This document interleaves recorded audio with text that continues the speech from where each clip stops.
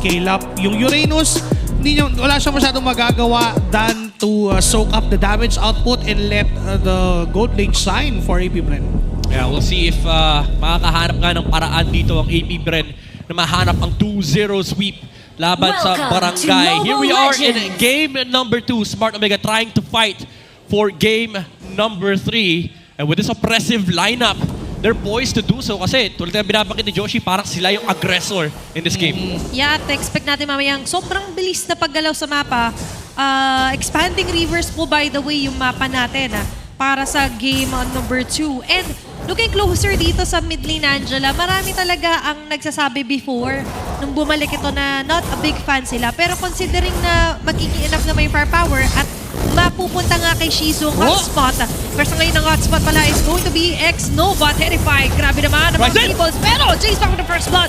Tanggal agad si Ryzen. Super Yoshi with the revitalize. Mukhang hindi makakasurvive. Making it a double kill for James Banks. Oh, the adjustment immediately from AP Bren. Alam nila na magiging aggressive etong Smart Omega.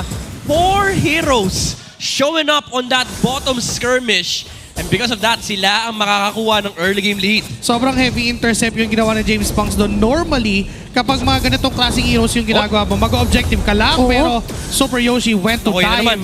Andyan na naman si Lord JM. Bring in the numbers. Na-offend kasi siya nung sinabi mo, Joshi, na wala siyang gagawin kundi mag-objective. Oo. Sabi niya, kasali din ako dito sa Hive. Tama naman yung punto eh, kasi susok lang din naman talaga ni James Banks yung damage. Pero kapag kami kasama siyang tatlo na members from AP Bren, nagiging malaking problema kasi si James Banks, hindi lang yung pagsok ng damage, pati yung stack, ang sakit ng kanyang Ionic Edge. Yep, sakto. Might as well, di ba, sumama and get early 2 kills on for AP Bren. Parang ang idea nga yung Uranus alone, mahirap na nakalaban. Paano pa po sasamahan mo ng tatlo? Diba? So yun yung idea ngayon ng AP Bren na nagkaroon bigla ng drastic change doon sa ikot ng kanilang jungler. Instead of getting that orange buff, dumiretso agad sa turtle, sumubok mag-invade. At mukhang libre na to dahil si Ryzen naman ay umi-invade at kumukuha doon ng orange. Yep, sa dami ba naman ng moves siya? Try mo i-predict kung anong gagawin nila. Uy, nakita siya ni Shizu. Alam nila, wala pang wala pang purple buff. Pwede sila kumuntas dito, pwede kumabante ang AP Bren kung sakali. Pero mukhang hindi yun na naging game plan nila, midnight. Oo, medyo naharangan pa rin naman ni Super Yoshi. Good for Ryzen. Pero again, they bring in the numbers. Naharangan nga ba o siya yung makaharangan? At ngayon, goodbye Purple. Goodbye Purple to Ryzen. Pero pwede siya mag-attempt kung sakali, pero hindi aabot yung retry. Mas maaga Might as well, purple buff free para kay James Banks. Hindi pa nag-retry, diretso pa ng orange to. Naku po!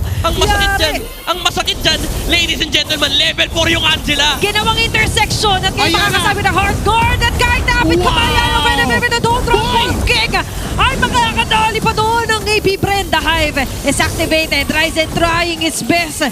Pero sa ngayon, mukhang awat muna ang Smart Omega. Oh my goodness, 3 minutes in, 2.2k gold lead ang hawak ng AP Bren. James Banks surviving 4 heroes with the shield. Na by the way, medyo maliit pa mula sa Angela, pero ang kunat kasi ni Uranus and that little bit of HP na nakuha niya mula sa Retribution, sapat na yon para makatakas pa siya. Yep, very flashy mid nila lahat sila. 100% KP as of now. Even si Lord JM talagang sumama siya doon. Yung Vengeance ay nagamit. Ryzen nakita na naman. Nandyan si X-Nova at si Shizu. Grabe ni Retry yung green. Ganun, taghirap si Ryzen ngayon. Kailangan niyang retryhin yung green. Kapit muna sa green muna ang Fanny ng Smart Omega. The little things do matter muna as of now na sobrang heavy nung nakuha niya doon na pang-deny sa AP Bren. 4 minutes into the game, sobrang na-shutdown nila yung threat mula doon sa Fanny. Netski daw tinamaan ng ton. Okay, nandyan pa rin yung mga bala. Mapipilitan na gamitin yung ginayang hard guard. But still, mukhang natanggalan agad nila dito ng opportunity yung Smart Omega na makapag-contest ng turtle. Yeah. Karaganda naman dyan is in 20 seconds magkakaroon ulit ng knockout si Haji. Kaso tignan mo yung blitz ng AP Bren sa pagong. Alam nila kasi hindi kaya lumaban ng Smart Omega ngayon. Anong 20 seconds? 5 segundo lang, Sobrang under-leveled. Ngayon, susubok pa si James Punks. At si Lord JM pa yung sinaniban. Okay. Interesting yung nagiging approach dito ng AP Bren. Si mentioned blitz, kaya ngayon nagmamadali sila. Mid lane ay napupuruhan dito for Smart Omega. Yeah, si James Punks ayaw bigyan ng farm. Si Ryzen, ginugutom nila ngayon. Grabe. Yung Fanny, walang mahanap na sariling farm si Ryzen. Kailangan niyang i-retry lahat ng makikita niya. Kaya ang laki nung nakukuha ni James Pang sa jungle mismo ni Ryzen. Nung tinignan ni Shizu, wala yung orange buff ni James Pangs kasi kinuha na ni Shizu, men. Oh, Nung sumilip po. Nagpanggap pa siya eh. Oh, Nagpanggap siya. Nasaan na? Ay, ako pala nakakuha. Pero sa ngayon, Hoy! Hoy! nakakatakos Oh my goodness! buhay pa rin ng Silent Kid with a silent exit para sa AP Bren. Abante dito sila James Pangs. For Smart Omega, that might have been it sana. Pero mukhang hindi pa rin oras. yung extra 200 shield. Nabuhay pa si Shizu doon. Malaking bagay talaga yung Pero masakit yung carry. Kasi paano carry pa din yan? Caris nila Kari, kaya ina-acknowledge nila. Okay. Isa ito sa pwede at kailangan nila puruhan. Shizu pa rin Meron na nakakapit naman! ng hardcore. Ang bilis talaga dito ng ultimate para sa Angela. Uy, pa rin! Nakakuha at makakapatay pa sila. Making it 2-man down on the bottom lane. Grabe, meron na naman. Bad trip na si Bad trip ni Smart Omega niyan. May ulti na naman yung Angela. Oh! Vengeance. Vengeance. Okay. Okay, makapatay pa rin siya. Naipit na siya doon sa turret. And James Pangs again. Retry.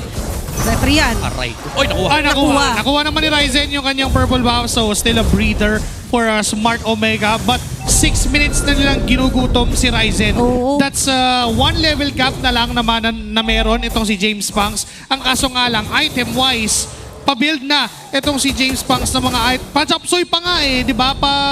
I think yung next item niya would be Oracle. Yeah. So, i-amplify lang din niya yung heals na manggagaling doon sa Angela and that would really make or give a lot of sustainability for AP Bren. Yeah. Giving still Shizu the orange buff kasi nga, siya lang yung damage na panggagalingan eh. Alam mo, medyo medyo half-baked pa nga yung sustain ng AP Bren. Considering niya naka-Vengeance pa si X-Nova. Medyo warranted naman yung Vengeance, especially against the carry. Pero imagine mo kung naka-revitalize pa to. What if, Ang lala nung regen na makukuha ni James Pangs. And just imagine, AP Bren would have gone that route. Pero sa ngayon, ruthless din yung atake nila. Although Ryzen, dahil sobrang nakulangan nga sa early map or early net worth, nakakanakaw na siya paunti-unti dito. Kaso sa ngayon, ito na naman yung approach ng EP Bren. Nilimitahan yung pagmarcha dito nila Super Yoshi. Yeah, binabantayan na nila yung gold lane. Alam nila na kailangan nila ng tumulak ng Tori at this point. Kasi kahit sabihin natin na shutdown nila yung timing ng Fanny, there is still the late game aspect of this lineup na nagsiscale si Ryzen at pati na rin si Netsky. Even Haji, you could argue na kaya-kaya mag-scale kasi medyo utility-based yung lineup ng AP Bren and that's usually where the Valentina strive. Kaya ngayon, binabantayan din to ng EP Bren. Trying to deny the purple buff, magsasucceed Nakuha naman si James Pangs. Pero sa kabilang banda, it's going to be a cross-map purple buff play para dito kay Ryzen. Ayaw niya na sa jungle niya. This is what I was talking about, na compromise, so may improvise muna doon si Ryzen. Yeah, kailangan niya maging creative sa kanyang farming pattern. Kaso, Yep. James. Okay, nandun yung don't run and I'm offended play. Lord JM ang pipiliin na sa iban dito, nagle-level or Uy, nandun yung magandang juggle but still for Smart Omega, they'll take the risk muna na si Ryzen na mag-split push. The good thing for Smart Omega is yung ginagawa ni Ryzen na siya na nga yung nag-split push. Kasi yun naman, teka lang si Aqua haharap kay Ryzen. Oo, nakita yung Angela. Hindi sapat yung damage. Yung Nightbear na hindi mo gusto at hindi sasapat. It's not going to be an instant takedown para kay Ryzen. Yeah. I mean, patay sana kung ginamit niya yung Retry Cutthroat. Pero parang ayaw niyang i-risk. Kasi may Lord na papalabas and kahit mapatay niya yung Angel, level 9 lang si Aqua, aabot at aabot yan. Lalo pat kahit galing sa base yan, pwedeng sumanib yan with a hard guard. Yeah, at ngayon nakikita naman natin panghahawakan pa rin ni Hello? Aqua. Ang kanyang posisyon, kaso flicker Babalikan? dito si Netsky. Babalikan na dyan yung mga Sumakit plato at yung Sunny ay hindi aabot. Going to be a takedown here para kay Netsky. Ligo naman tayo dito sa Lord. Pero, bigay nila. Bigay yung Lord! Diba? At although for James Pangs, makukuha nila yung Lord. At mukhang for Smart Omega, naging call nila dun is just to try and eliminate Aqua. Ginawang Lord yung Angela, man. Actually, medyo losing trade. So far, yung nangyari doon. Although si Aqua yung nakuha plus a turret, si Aqua lang yung nakuha. Oo. Diba? Kapalit nung Lord. Walang, sa perspective ng AP Bren, walang value yun eh. Oo. Kasi yung Angela mag-i-spawn, magkaka-ulti ulit, kahit di nga mag-flicker yun eh. Kahit galing ka sa base eh. Okay kahit lang. Aqua, dyan ka lang sa base, hard guard ka lang. Kahit hindi naka-flying clouds, mabilis yan nababalik na sa laban. Oh. And you're right about the Angela. somewhat na hindi magandang trade for a Lord. Kaya medyo switches din tayo sa naging trajectory doon. Yeah. Both the damage dealers focus their sights alone to ako. At ngayon, magpo-focus din sila sa pagdepensa kanilang base. Yeah. Pero ang kailangan isipin dito ng AP Brand is again, nagkakaroon ng spasyo. Yung Fanny tsaka yung Carry. So kahit paano, kailangan pa rin nilang i-rush yung mga bagay-bagay, yung objectives, especially the next Lord. Kailangan nila maubos yung tower dito. Pero Nova, jumping in the middle lane, securing lang yung tower sa may gitna. And, Kaso masasecure din sila ng I'm offended play. Makunat. Para dito kay James. Makunat pa rin talaga hindi dito sila James Max. Samahan pa nung Heart Guard. And as you've mentioned, for Tayo. AP Bren, afford nila yung ganong klase ng mga lalim na plays. sobrang afford kasi pipindutin lang ni Aqua yung ulti niya. Mamaya-maya, meron na naman eh. Well, in just 10 seconds, may ulti na ulit siya. Yeah. Ganun lang kabilis. And wala pa nga siyang fleeting time dito para mag-aid pa doon sa cooldown reduction. Although parang hindi niya naman na talaga kailangan at all. Kasi kahit pa hindi sila makapatay o makapatay, sobrang baba nung cooldown ng Heart Guard mula doon sa Angela. So, with that trade, nakuha ng AP Bren 2 outer turrets. Isa na lang natitira doon sa may bandang top lane kasi yun din naman yung kinokontrol ni Ryzen. Every time na nagsisplit push siya, Lord JM daw, umarap. Okay, maganda to na sinasagot na nila yung split push na ginagawa nga ni Ryzen. As Yeah. Midnight have mentioned, you need an answer kasi a Fanny still a Fanny. Oo. Tsaka kaya nang solohin ni Lord JM yung side lane. So yung side quest na ginagawa ni Ryzen kanina, hindi na pwede. Ang problema naman nila ngayon, kailangan nila mag-force ng laban somewhere. Naku. Uy, Kaso di ngayon, naman! Andun yung mga bala. Grabe, sobrang asintado talaga dito si Shizu, you're right. And Ryzen, sobrang delikado na ng buhay niya. Wala na naman siya purple. Man, even yung Granger, hindi niya kayang patayin ng ganon because of that Angela na pwedeng sumanib every single time. So, si Shizu, kung nilalaro ni Nets yung Spaso and yung laro na gusto niya because of those minions na binibigay din naman ng AP Bren, malaya kahit pa paano itong si Netsky, malaya din naman itong si Shizu. Yeah. By the way, malaya kayo gamitin ang Project Next CDK natin. Gamitin nyo na yan. Nakikita nyo sa harap ng inyong mga screen. Picturean nyo na. Screenshot nyo na. Itong Lord na to mukhang libre din for for AP Bren. If hindi magko-contest dito si Ryzen, which I highly suggest not to. I Kasi think- kaya siyang patayin. Mahirap AP Bren. na mission yan kung sakali. And you're right. It's going to be a free Lord indeed para dito sa AP Bren. Meanwhile, for Smart Omega, there are certain conditions sa tingin ko kaya pa rin naman na makabaliktad ng laban. Kaso sa ngayon, mukhang baliktad pa rin na sitwasyon ay si Ryzen na hindi pa rin nagiging malaya sa mga linya. You know what? Medyo mahirap nga lang yung condition na yun. The condition is to assassinate Shizu. If ever na mahuli siya ng Smart Omega, could be a turnaround, could be a wipeout na pwedeng kasunod. Kasi removing Shizu in the process, you would really take out the damage department from AP Bren. Yeah. Ang matitirang damage na lang would be from the CC. Pero paano pag nagamit pa yung ultimate o yung curtain call? Diba? So, for AP Bren, the idea is to protect Shizu at all cost. Yeah. AOG, mula kay X-Nova, papasok na sila sa base dito ng Smart Omega. And naaamoy na ata nila yung kanilang pagkapanalo. Okay, ito yung mas malinis na atake for AP Bren na kung saan ginagamit din nila yung Shizu? UG just so they could prevent member Smart Omega na magkaroon ng counterplay. Ryzen mapipilitan na umuwi, hindi nagsasucceed. Yung gusto niya sana mag-cut lane agad. Yung mga ganyang attempt dati, yung po-force mo yung heart guard, dati gana yan eh. Kaso ngayon, kada try ni Ryzen, may ulti yung Angela, pero to, nahanap niya. Oh! Si Shizu, finally! Walang heart guard kasi sa ibang ginamit! Ayun lang, isa-isa na lang napapabagsak dito ng Smart Omega. And as Joshi Kig sub-mention, isang kailangan nila na kondisyon at yun ay tanggalin nga si Shizu at susunod na doon ng ibang mga members ng AP Bren na kung saan naman ay for Smart Omega nakakakita na sila ng magandang window. Ito yung mga moments na talagang sasabihin mo, yung mechanical prowess talaga nung player eh. Parang, paano niya nahanap pa rin yun? Gano'n siya katapang with James going in? Okay, nandiyan pa rin naman yung vengeance para kay Lord JM. Pero still, delikado din naman.